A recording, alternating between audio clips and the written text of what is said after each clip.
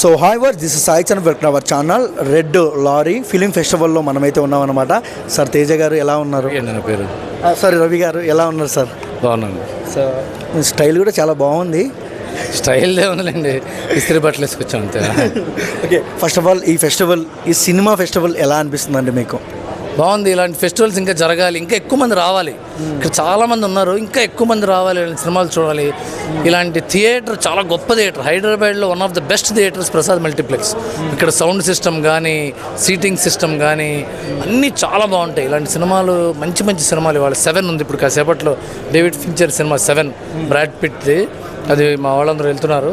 అలాగే ఈ cinema jewel thief వచ్చింది. జ్యువెల్ థీఫ్ బిగ్ స్క్రీన్ మీద చూసే అవకాశం ఉండదు అసలు, అంత గొప్ప సినిమా దేవానంద్ నవకేతన్ ఫిల్మ్స్ మీద. అలాంటి జ్యువెల్ థీఫ్ వీళ్ళు వేస్తున్నారంటే we have to appreciate the whole team of Book My Show. So మనం చూస్తున్నాం సార్, సినిమా ప్రపంచం ఉంది. సో తెలుగు వాళ్ళకి ఆదరణ లేదని కొన్ని చోట్ల చూసాం మనం. కానీ బాహుబలి కొట్టిన దెబ్బకి ఇండస్ట్రీ రికార్డులు షేక్ అయినాయి. ఇప్పుడు వచ్చి అప్కమింగ్ బిగ్ ప్రాజెక్టులు ఉన్నాయి, అంటే ప్రభాస్ గారి స్పిరిట్, కల్కిట్ అండ్ మన రామ్ చరణ్, ఆర్సిస్టన్ చాలా సినిమాలు ఉన్నాయి. సో దేనికోసం మీరు ఎక్కువగా వెయిట్ చేస్తున్నారు? మీరు దేంట్లో వర్క్ చేస్తున్నారు?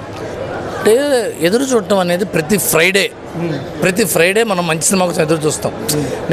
నేను స్పిరిట్ కోసం ఎదురు చూస్తున్నా, మహేష్ బాబు సినిమా కోసం ఎదురు చూస్తున్నా, లేకపోతే వేరే రాజా సాబ్ కోసం ఎదురు చూస్తున్నా, రామ్ చరణ్ గారి సినిమా. అలా కాదు, ప్రతి ఫ్రైడే మంచి సినిమా. నిన్న కోర్టు వచ్చింది, ఎంత గొప్ప సినిమా కోర్టు. నాని ప్రతి సినిమా కోసం ఎదురు చూస్తాను నేను.